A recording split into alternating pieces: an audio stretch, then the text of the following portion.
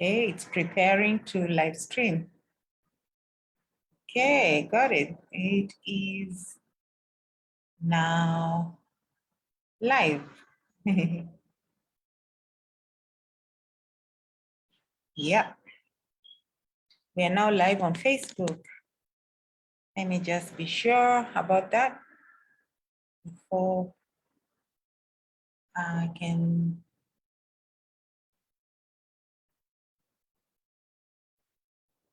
Yes, actually it's showing there that I am now live. Preparing to live stream. Okay, there. It is live.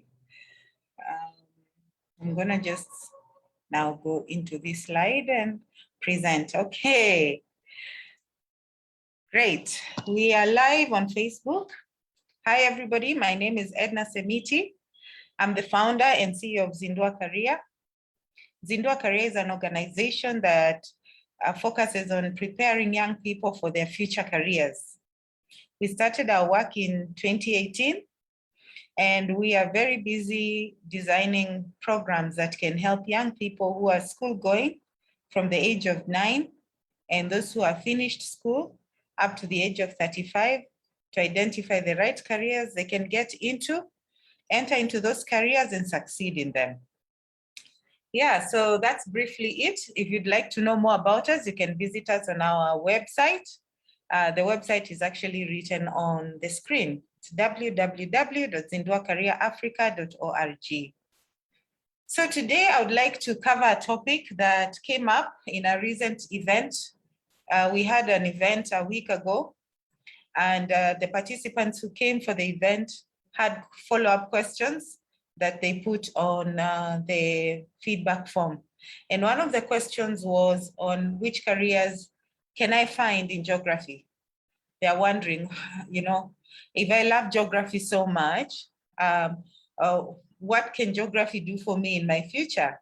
So this was actually an event for Form 3 and Form 4s. So what I'm about to share with you today is an answer to that question. And I intend to continue answering these questions. There are more than one question. So over the next few weeks, I'll be posting more and more of these videos so that I can share the answers to the questions that were raised.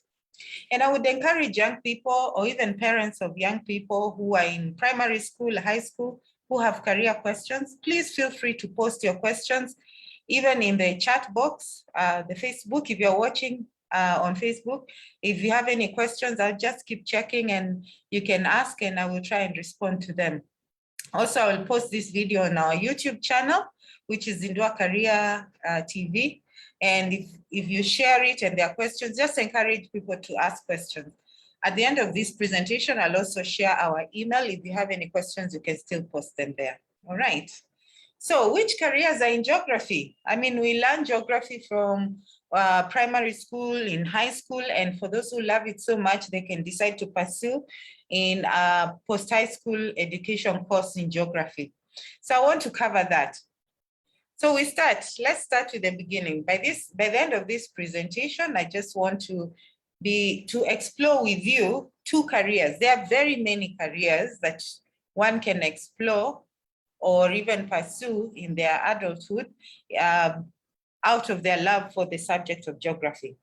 But for this presentation, I want to talk about just two careers that if you love geography so much, you can consider pursuing. Not because they're my best careers, but because probably they will have some meaning to you, and even encourage you, even after this presentation, you can do a little bit more of research. Do a simple Google search. Which careers can I pursue if I love geography? And you will find the answers. So here I want to help you just understand two careers. So I'll talk about the careers. I'll talk about where the people work, what they do, which kind of employers hire people like this, and what is the career pathway. So for you, if you are in primary school, if you're in high school, or if you're at the university, what path can you expect to follow to enter those two specific careers? And as I'm discussing them, I hope you can use that information to understand how you should be doing your own research about a career you're interested in. I really encourage young people from a very young age, start having an interest in a career. And then when you have the interest in the career, instead of throwing it away and saying, oh, this is just out of my league, or I can never get there, do some research. If you have access to Wi-Fi and internet, smartphone, or a laptop, do a laptop that is connected to the internet, do a simple Google search. Just write the name of that career and then read about it. If you have further questions after you've done your research, you can get in touch with me and I can help you answer those questions. All right. So don't feel like maybe your dreams and your hopes about a certain career is out of this world. It's not out of this world. You can enter that career you dream about. Okay. So for those of you who know geography, you know what it is, yeah? Yeah, so geography is the study of life and living. When, whatever class you are, or form, or even at the university level, whenever you're studying geography, you're studying one of three things, if not all of them. One of them is the landscape, the physical features, you know, mountains, rivers, where are they? How big are they? What kind of living things are in there? What kind of environment is that? How can you expect to make the best of it? So you could be studying about, you know, landscape. If you're in primary school, you're made to think about the number of rivers, for example, in the country, the longest river, shortest river, which countries they are in, yeah? Freshwater lakes, saltwater lakes, you know? You're made to think about oceans, how many are there, yeah? I could ask you questions like that. And as you grow older, the subject becomes more complex. So landscapes and physical features is something people learn in geography. Another thing is the relationship between people and earth or land, the activities that people do on land, farming, transportation, you know, waste management, all those kind of things. You are taught where are the horticultural practices? Where are pastoralists? You're taught all those things. You're taught about the type of environment. That's the third thing. Climate. Where are the arid areas, the semi-arid areas? So this is a study of geography, and there's a reason why. That's because when you get to the world of work, a lot of these subjects or topics in the subject can actually translate to work that you can do and earn a living out of it. So today we're going to talk about two careers that you can pursue by learning landscape, relationships between people and earth and the environment. And as we are talking about those two careers, just ask yourself, in which study of geography is this career? Yeah? Okay, so let's talk about the first career.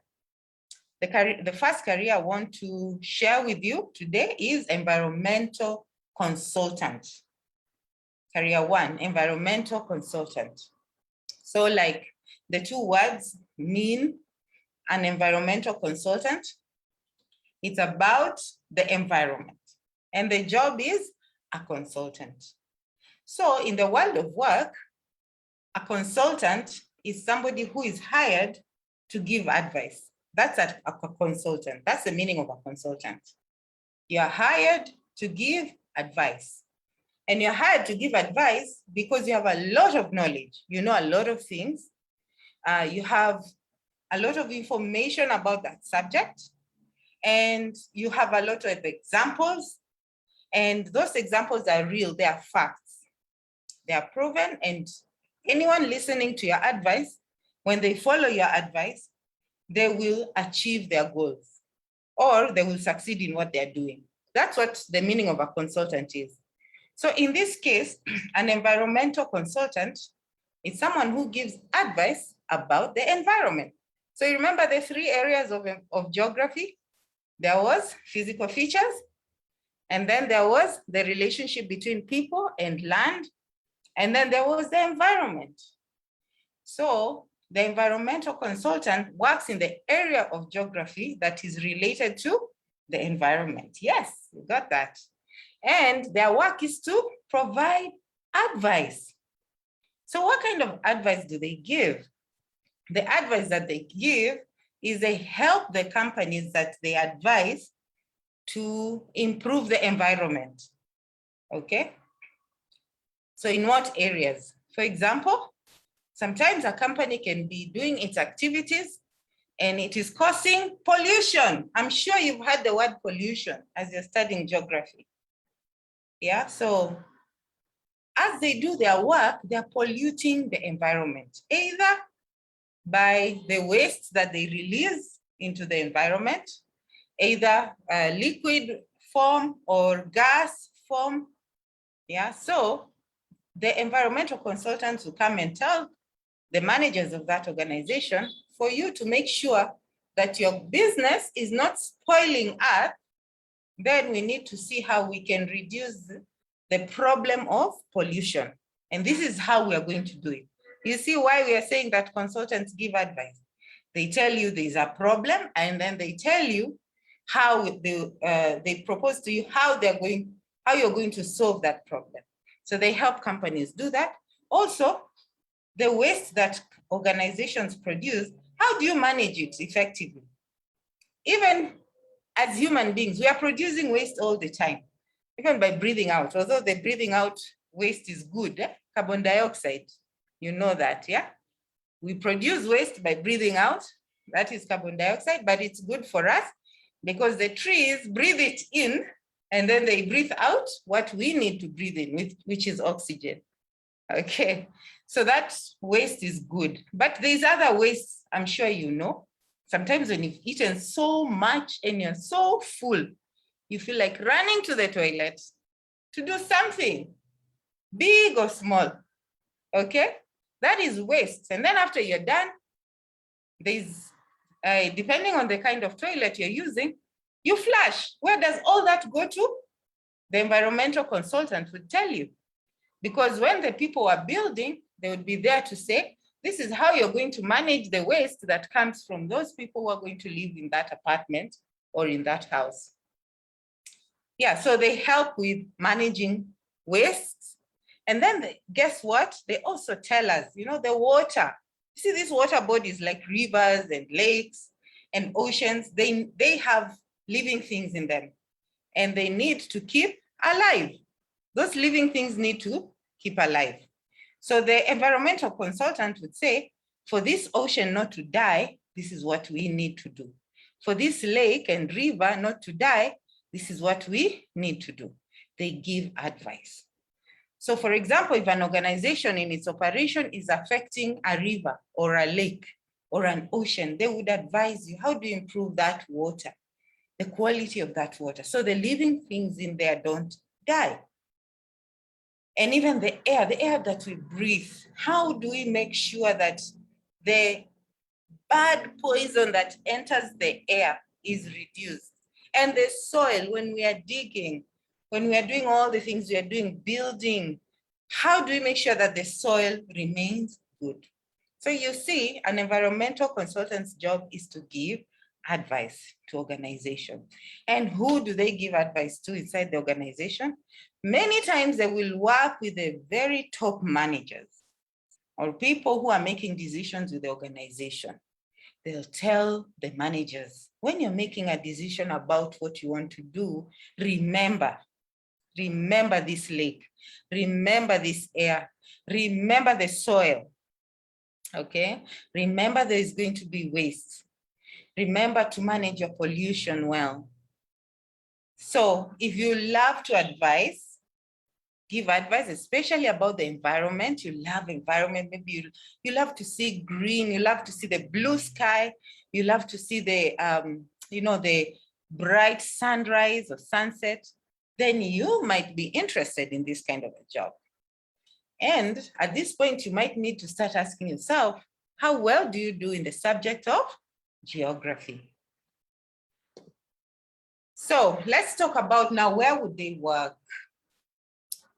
Most of the environmental consultants can work in 3 types of organizations. The first organization is a private company. So when I say private company, it means it's a company that is owned by some people or some organizations. It is owned by people. Also, they can work for the government. So the government, of course, you know, is not owned by any people, except it is formed by people to help us with our welfare. And then they can also work for non-governmental organizations. These are the organizations that run programs that help people, help communities. Maybe you might have heard the word NGO. NGO is the short form of non-governmental organization. So these three types of organizations, private company, government company, government, and non-governmental company can hire an environmental consultant. So an example, there's a private company called SGS. You can even do a quick Google search, SGS, and you'll see all about this organization. SGS can hire environmental consultants. Another one is KenGen. Maybe you've heard about KenGen. KenGen is both a private and a government organization because it's owned by private people and the government at the same time. So KenGen is also another organization that can hire an environmental consultant. The ministry, which is a government institution, the Ministry of Environment hires environmental consultants. Also, in the NGO world, the non-governmental company world, there is UNEP, UNEP, United Nations Environmental Program. So this is a program that is owned by the United Nations. The United Nations is a non-governmental organization. So you can see, if you're interested in being an environmental consultant, then at the end of the day, you can work for any one of these organizations or many others. These are just examples. Now, you can work as an environmental consultant. You can work either on full-time basis, part-time basis, or a consultant. So what is full-time? Full-time means that you have to be in the office every Monday to Friday from 8 a.m. to 5 p.m. Yeah. Part-time means you and the company can agree some days in the month or in the week you're working and some days you're not working. Maybe you're doing some other things that are important to you. Consultant means that you are at the level of an advisor, not an employee, an advisor. It could also be an advisor on full-time basis or part-time basis. So these are the ways you can work as an environmental consultant. And can I ask one question before I say the last thing about this career and I go to the second one? What kind of environment do you think the environmental consultant works? Are they always sitting on the computer? Are they always moving outside the office? Are they traveling a lot? Are they talking to people a lot? Are they in meetings a lot? Are they writing a lot of reports? Actually, the work of an environmental consultant is very busy. So they have to walk around a lot. Remember, it's about the environment, soil, air, water, yeah? So if I have to advise a management about water quality, then I have to go to the water body, collect the water, go into the lab, check if at all there are some particles in the water that are dangerous or the water is good, and then make my report, and then present my report, and then get ideas, and then try and manage the way forward. So you can imagine there's a lot of moving around, traveling around. Sometimes they even have to work beyond 5 p.m., sometimes even on Saturday and Sunday because they're traveling for meetings. So it's a very, very busy job. If you enjoy working in the lab, on the computer, outside, working with people, then you can be a great environmental consultant. So Imagine where you are today. I'm thinking maybe you're out there in primary school, or you're in high school, or you're going to the university, or you're at the university and wondering, maybe I should just do the environmental consultancy. So how would it look like heading towards being an environmental consultant? Well, the first thing is you'd need to do a degree. You need to get a degree. So that means if you're still in primary school, you have to work very hard to get the right grades at KCPE. If you're in high school, then you have to get the right grades to take you to the university. Even if you don't get the right grades to take you to the university and you still want to be an environmental consultant, you will need to work on acquiring the certificate and the diploma and then the degree. So the first thing is all those who hire environmental consultants, they make sure that the environmental consultant they are thinking of has a degree. And a degree in which one? In what studies? Environmental science. So study environmental science or geology or environmental studies or ecology. Can look at that. Then you have to work for many years. Remember, I told you as a consultant, you know a lot of things. So that means you have accumulated many years of working. You've worked for different organizations or one organization that has helped you understand the environment, has helped you understand decision-making, has helped you learn how to write reports, how to test the environment and see whether the quality is good. Yeah, so you have to work for many years. For many organizations that are looking for an environmental consultant, they are considering someone who has at least 8 years of working.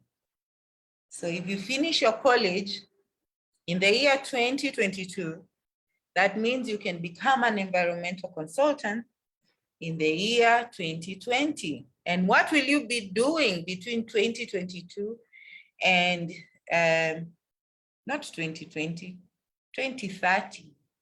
So what will you be doing between 2022 and 2030?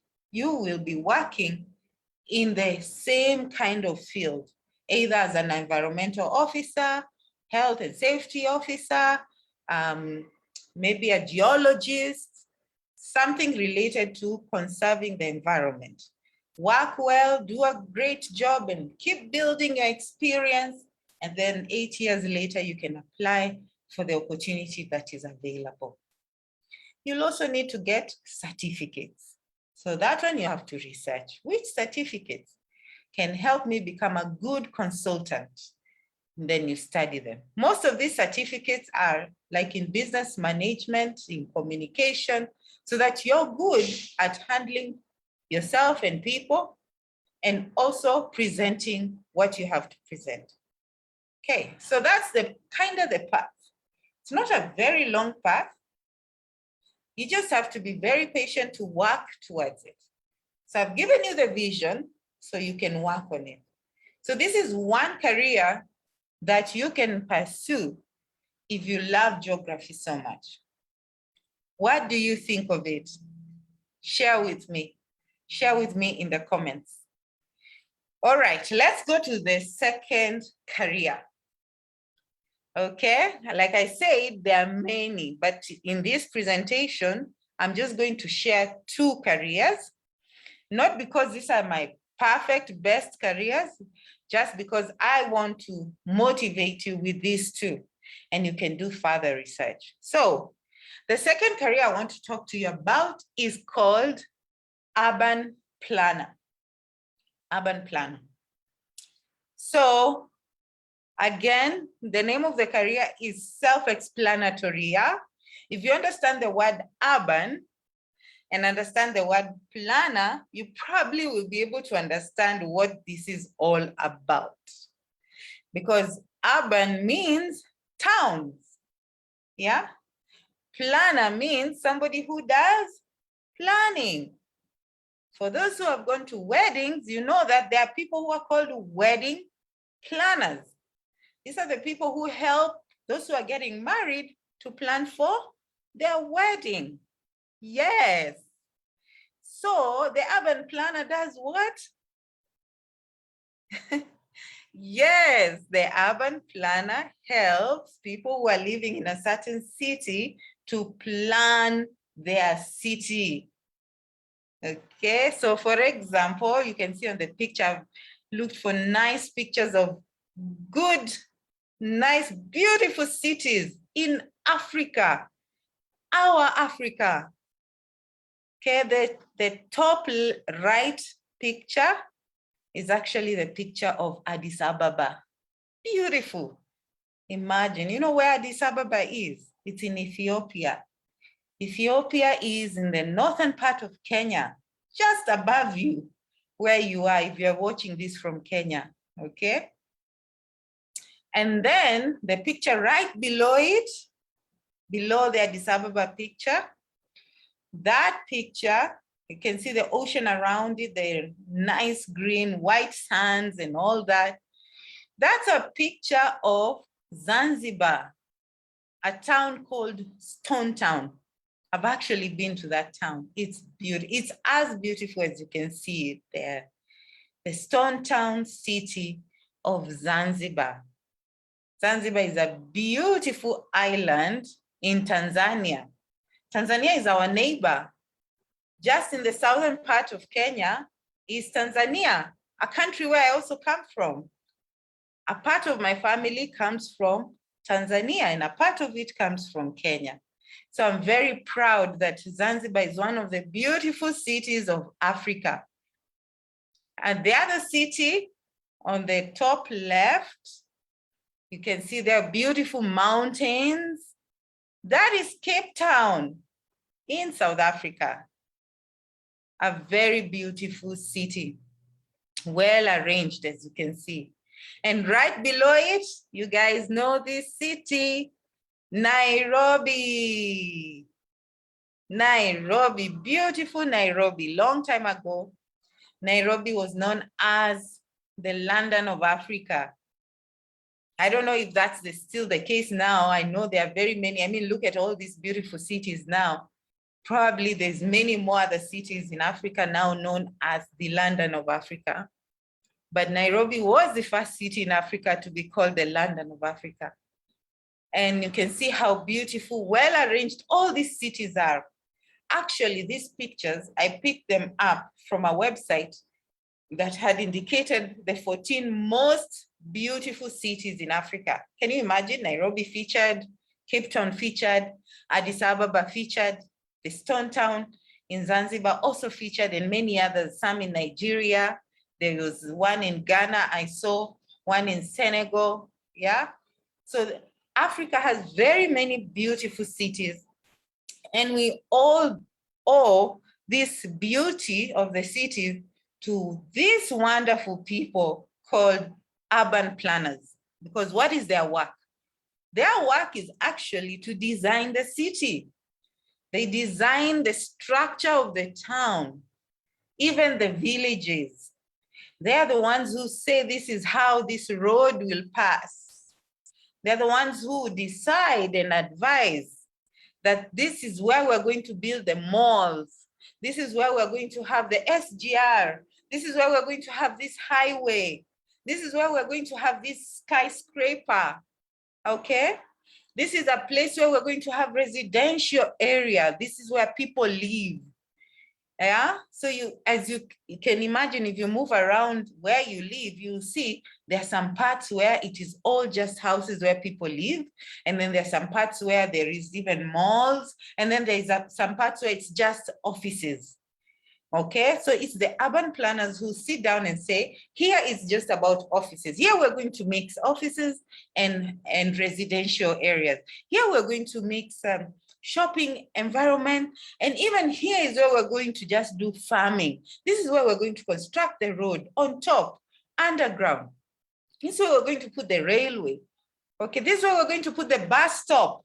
So next time you're not very happy about where the bus stop is, you know who to write to? The urban planner, because maybe they can rethink the plan. So when they're planning, they just don't sit down and say, this is what I'm going to do. They plan in line with what the people in that area want. You, they think about you. They think, what kind of transportation do you want? That is why you will find there are some towns you go, you find a lot of boda bodas, others don't have. You find a lot of bajajis, others don't have. There's different types of transportation. They say this city, people like to move on foot more. They like to move with boda bodas more, or with bajajis, or with fancy taxis. So let's construct the roads and the environment for them so that they do their activities in a comfortable and a happy way. For example, if you go to Stone Town is a town of walking. You can't ride around in a car. That's how it's been constructed, because people like to walk around Stone Town looking at the ancient cities, because there is history around Stone Town, the history of slave trade. Okay. So the way it's been designed, it has that in mind. Nairobi is a very busy business town. So the way it's been designed is to accommodate business. Okay, so they think about, they do a lot of research. What do these people want? What kind of activities do they like? How do we make sure they get good drinking water, there's good sanitation, they get good recreation? For example, right now, here in Nairobi, we have the Uhuru Park is under construction, reconstruction, renovation. Why? Because there's more demand to use Uhuru Park for entertainment and recreation, and the way people want it, the city planners and the urban planners saw that there's need for more improvement. So they say, let's renovate it. So that's the work of the urban planner. If you like to plan, you like to see cities, buildings, maybe that's an area for you. And guess what? If you love geography, you're in the right place. So where do they work? Mostly with the government. You can imagine most of these projects are for the community. So they're mostly working with the government. If they have to work, remember I talked about private organizations owned by people. If they have to work there, then that means it's maybe an architectural company that does government work, helping to construct at a larger scale. So example, they would work with the county government, they would work with maybe City Hall, in the Ministry of Land, they would work, and in one of the UN bodies, there is something called UN Habitat. The UN Habitat does planning, urban planning. Most of the time, they are working as full-time employees or consultants. Remember, full-time means all the time they're in the office, and they're not working some days and some not working, they work full-time. So if you are interested in the urban planner job or career, you must actually get a degree. And like I said earlier, if you're growing to, if you're in primary school, then that means you have to work hard at your KCPE. If you're in high school, KCSE. And when you get to the university, choose to study architect or urban planning or environmental studies. Remember, it had something to do with the other career, or geography. There is a degree in geography. You can actually study geography even after high school. Again, many years of experience working in planning or being an architect, or working with the surveyors, certificate, and many times you must get a master's degree, especially in economics. Because remember, this is about understanding how to make sure that people are living in a certain city or town and earning their income effectively, moving to earn their income, run their business activities. So you must know economics. Okay, so these are kind of the two careers I want to talk to you about. If you love geography, there are many, many, many others. Just do a Google search, you will see. Think about this. with every job, there are important human skills that you must have. Human skills are the ones you have because you're human. These are your superpowers, okay? In this career, these two careers I've talked about, I want to bring to mind 3 skills that will be very important for you. Number 1, critical thinking. Critical thinking means knowing how to identify problems. So think about it, the environmental consultant and the urban planner. Why is critical thinking good? Well, it's important for them because they have to know where the problems are. If you go ahead and solve a problem without understanding it, you might end up solving the wrong problem or solving it in a very shallow way, or not being able to bring the right solution. Okay, so critical thinking is very important. And how do you build your critical thinking? Like I mentioned last week in our event, one way that you can develop your critical thinking ability is learn how to ask questions. Be very curious. The second human skill, your superpower, that you have it. No one needs to teach you. You just need to practice it, is problem solving. Problem solving means now finding the solution to the problem, okay? A problem solving is something you do very well if you are organized, if you know how to organize your thinking. Okay, so this is what the problem is. What next? You organize the steps to the solution. Okay, so that is problem solving. The third human skill is research, finding out more, learning more. Environmental consultants really need to learn more and more, do a lot of research about water, about air, about the animals, about the needs of the company, about the laws. Yeah, they do a lot of research. Urban planners do a lot of research about the needs of people. The people in Nairobi, the people in Addis Ababa, the people in Lagos, what do they like? What don't they like? What do they need? How are they growing to prefer things? Yeah, so they do a lot of research. Communication, speaking out your ideas, expressing your ideas in writing and in speaking. Interpersonal skills, learning to work well with people. You can imagine how many people the urban planner works with. They work with people in government. They work with people in private companies. They work with communities asking questions, yeah? So learning how to work with people, that's interpersonal skills. Those 5 human skills are very important for those 2 careers. And I suspect for many, many other careers that are related to the geography subject. Now, why did I bring this to your attention? Because I want you to start being conscious about yourself. When you're in class, when you're dealing with other people, how are you demonstrating critical thinking and problem solving? Are you doing enough research before you propose a solution? Are you learning how to use good English? And even Kiswahili, that's communication. Writing proper spelling, speaking it well. Are you learning how to interact with different people? The ones who are easy, the ones who are difficult, the ones who are shy, the ones who are not shy. How are you living with all these people? So interpersonal skills. Think about it. Those skills are inside you. They are human skills. You're a human, so you have those skills. The other skills I want to draw your attention to that are very important for these careers are digital skills.